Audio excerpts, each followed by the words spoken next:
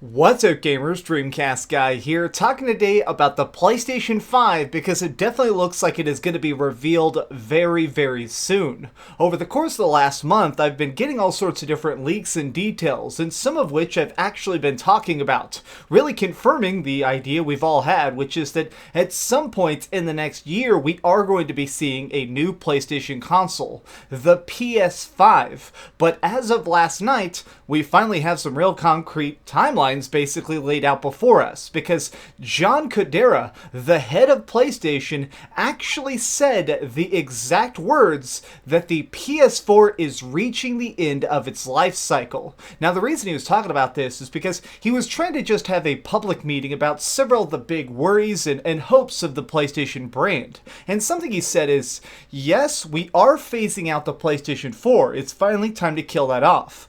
But we don't think that this is going to hurt the PlayStation overall because we have many more PlayStation exclusives lined up. Now, I find it interesting because in that quote, he specifically said PlayStation exclusives. He's not saying more PS4 games coming out. He's not even saying something like more stuff coming to PS Now. He's being as vague as possible, which to me sort of alludes to the fact that we are going to be getting some PlayStation 5 games, that PlayStation 5 games could very well be in development. Now, this is super exciting, but let's talk about the negative first, because I do know that some people are concerned. The PlayStation 4 is still selling relatively well, but you're definitely seeing it begin to sort of plateau. They're not flying out the door the way they used to. I mean, they used to be selling 20 or 30,000 of these every single month just in Japan, and now it's not quite that high. Things have begun to slow down because, well, they're in a weird spot. So many people already own a PlayStation 4. I myself have owned 3 of them. So eventually, you hit a point where everybody who could possibly want your console owns your console.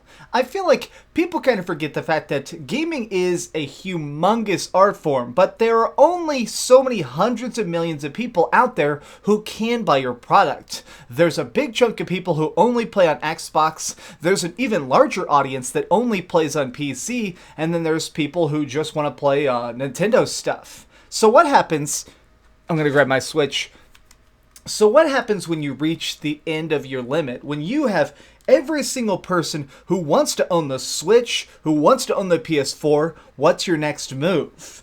Well, something that people were kind of imagining originally is that we would be getting a couple extra years out of the PlayStation 4 because of the PS4 Pro. When they originally showed that off, they were saying that this would help prolong the life cycle of the PS4, making it where it could last longer since developers had more options.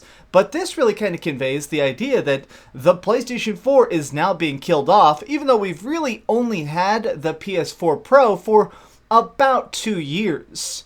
None of this surprises me though. I'm actually quite excited for this. Now, before you jump on me in the comments section, when I say excited, it's because I'm already thinking of the possibilities. The end of each of the PlayStation life cycles ends up coming up with some of the best games that ever come to the console ever. Look at the end of the PlayStation 3, getting stuff like Uncharted and Last of Us, which is one of the greatest things ever made. Even the end of the Xbox 360, you start to see the more experimental cool stuff. I thought Gears of War 3 and Gears of War Judgment, while having their ups and downs and Judgment kind of being trash, I still thought that they were very experimental games and tried to show off just how powerful the Xbox 360 could truly be. So even though we are coming up on the end of the PlayStation 4 life cycle, I don't think that that means that it's completely run its course. The day they reveal the PlayStation 5, that's probably not going to just immediately kill production. Now, what else was interesting is John Kodera, the CEO guy, was kind of talking about the fact that this is going to negatively impact the console. They are very aware of the fact that when they start coming out with a trailer to show off the PS5, people are going to stop buying the PlayStation 4. That's just the way the cookie crumbles. The day they revealed the Switch, Nobody's going to go out and buy a Wii U anymore. This is a better console for a better price. Of course you're going to choose this. And we're very much going to be seeing the same thing when it comes to the PlayStation 5. Even if you were saving up a little piggy bank trying to get ready to get the PS4, at that point, you're going to hold off. I mean, it's just kind of weird. Casual people are definitely not going to jump on the bandwagon when a system is about to be killed off. Now, something else to think about is they already officially announced about 2 weeks ago, Sony came out with this really random press release talking about the things they had planned for E3 2018. We're running up to that in just about a month now, and something they've been saying is there are going to be some really good exclusive games, some good third-party games, and no hardware will be shown. Now, I feel like they were really trying to highlight that this is probably the last year that we're going to be seeing only PlayStation 4 stuff. I do believe, with all my heart and soul, that in E3 2019, they're probably going to come out on stage and start talking about some really big, epic, immersive experiences that couldn't quite run on the PlayStation 4, and at the end, they're going to end their whole press conference with a big PlayStation 5 logo. Because they kind of got to get people hyped up. If you were to try and have the launch of the PlayStation 4 be as explosively popular, or the launch of the PlayStation 5 be as explosively popular as the PlayStation 4 was, you're going to need some big hype. I mean, there's not really two ways to say this. A big part of why the PS4 sold well right at the beginning is because the Xbox One's launch was really, really rough. Their advertising was really bad. They didn't really have an explosive game like Halo on it right at the start, and so because of it, people ended up switching over to Team Sony, even if up to that point they'd already been on the Microsoft train.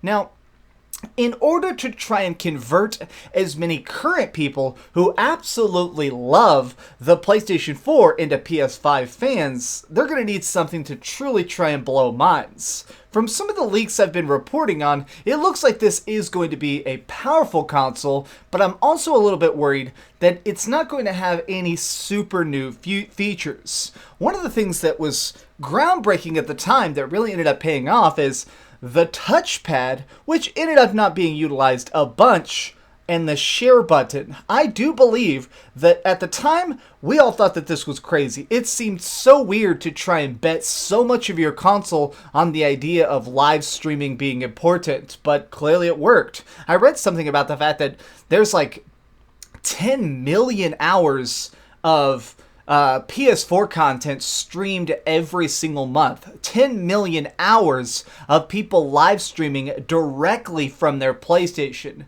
That's not an understatement. That is a humongous portion of people providing completely free advertising for your hardware and your hardware alone.